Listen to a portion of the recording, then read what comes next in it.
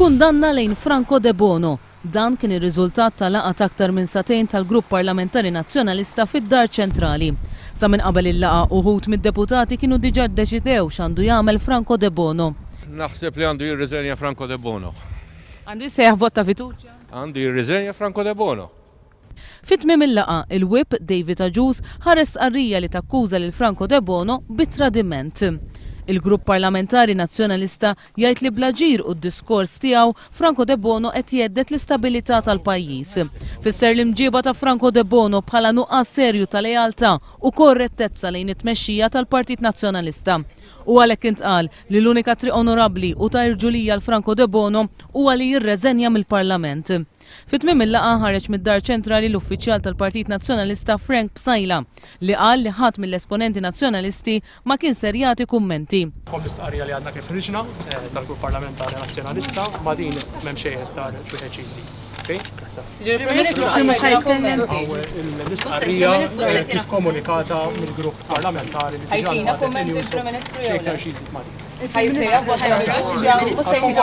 kollox fil-istqarrija.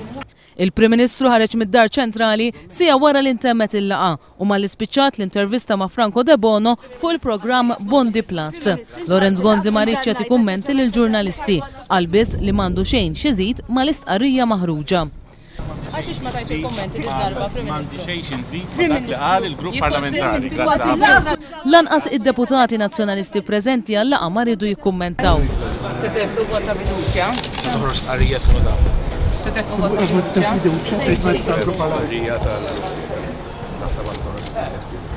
Ħatieħdu vot ta' fiduċja? Ħatieħdu vot ta' fiduċja? Deċidejtu.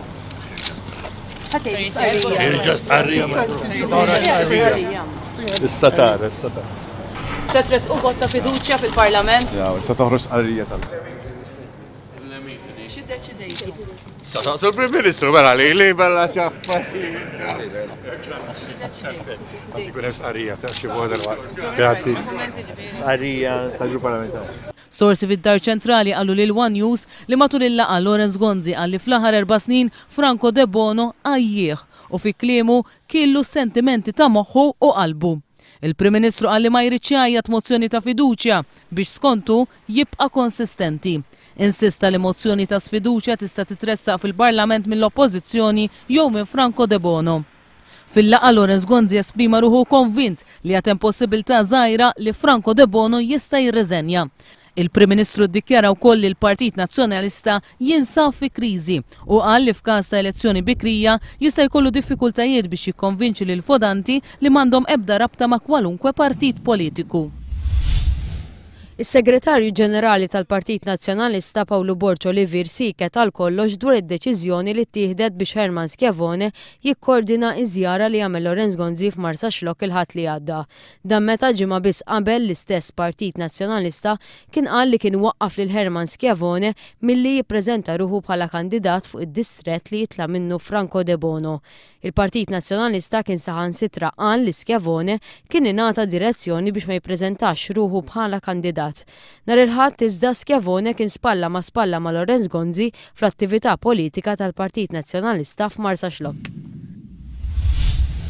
L-ekonomisti ewlenin f'pajjiżna jgħidu li s-sitwazzjoni ta' gvern instabbli qed tipperikola l-istat ekonomiku beluf ta' impjiegi jistgħu jitpoġġew f'riskju.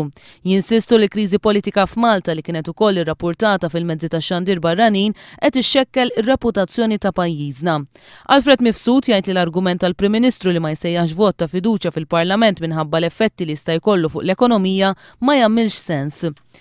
Li ma naqbilx huwa li it-ħaddim tad-demokrazija huwa xi ħaġa inċertezza u li tgerex l-investiment. It-ħaddim tad-demokrazija huwa xi ħaġa li toffri stabilità u tiġbed l-investiment.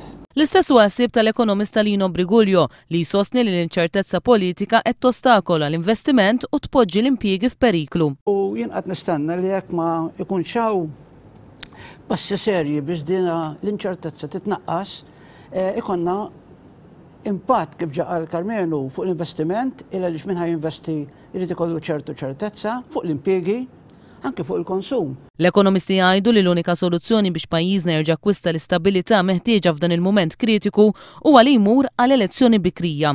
Alfred Mifsud jgħid li jekk ikollha seħħ din l-elezzjoni il-pajjiż jaqaf' ġimgħat kif għamel f'elezzjonijiet passati, iżda wara il-kummerċ ikompli b'ritmu normali. Jekk għandna problema llum flat politiku u demokratiku, s-soluzzjoni il-poplu jrid itiha. Jekk il-Parlament, il-Gvern m'għandux il-maġġoranza ġimgħa d-dieħla, l-speaker qal mhux dil-ġimgħa l-ġimgħa d-dieħla.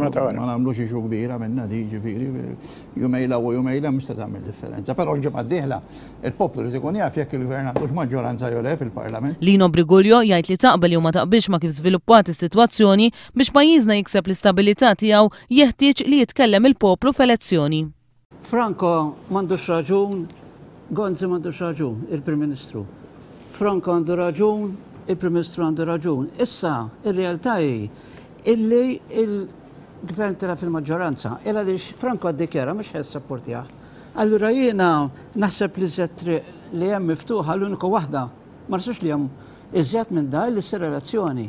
Għaliex ma xax ikollok gvern u naħseb laqqas issa il-Prim Ministru ma jkunx irid illi ma siġ ikollok gvern illi m'għandux il-maġġoranza fil-Parlament tappoġġjah. Ifri ma narax triq oħra bir-realtajiet kif ġew illum, anke jekk Franco m'għandux raġun u anke jekk għandu raġun.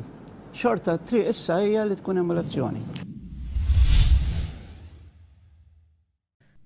Nhar il-ħamis li ġej tibda titlaqqa sessjoni plenarja tal-Konferenza Ġenerali Annwali tal-Partit Laburista bit-tema għaqal fit-tmexxija, progress u stabilità li qed issir fi klima ta' instabilità fil-Gvern preżenti. Il-Konferenza Ġenerali Annwali għandha żewġ għanijiet ewlenin. L-ewwel għan li tiġi diskussa tmexxija li ġib stabilità u t-tieni li jiġi diskuss l-irwol tal-Kunsill Lokali. Il-ġimgħa jindirizza l-konferenza d-deputat mexxej għall-affarijiet tal-Partit Tony Abela, filwaqt li l-ħadd li ġej Joseph Muscat se jkun qed iwieġeb għal mistoqsijiet tad-delegati.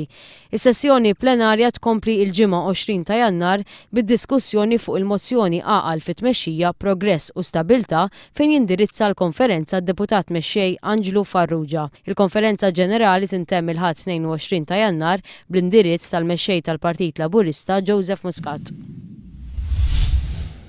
Roger Aġus ta' 49 sena intbat 31 sena ħabs wara li ammetta li qatel lil martu sentejn u nofs ilu. B'din l-ammissjoni Aġus evita milli jgħaddi ġuri dwar il-każ. Kien fi 13 ta' Lulju tal-2009 meta Roger Aġus mar jistenna lil martu fuq il-venda tal-karozza tal-linja qrib triq it-tempji neolitiċi f'Ħal Tarxien. Fil-qorti Aġus qal li dam 20 minuta jistenna u meta niżlet minn fuq tal-linja mar jipprova jkellimha u qal li bdiet toffendih. Kien f'dan il-mument li eventwalment qatilha b'daqqa ta' sikkina. L-avukat difensur Malcolm Mifsud qal li Aġus qatt ma ġustifika dak li għamel iżda ta' spjegazzjoni. Qal li Aġus huwa konvint li din l-istorja kollha bdiet peress li l-vittma kellha relazzjoni barra iż-żwieġ.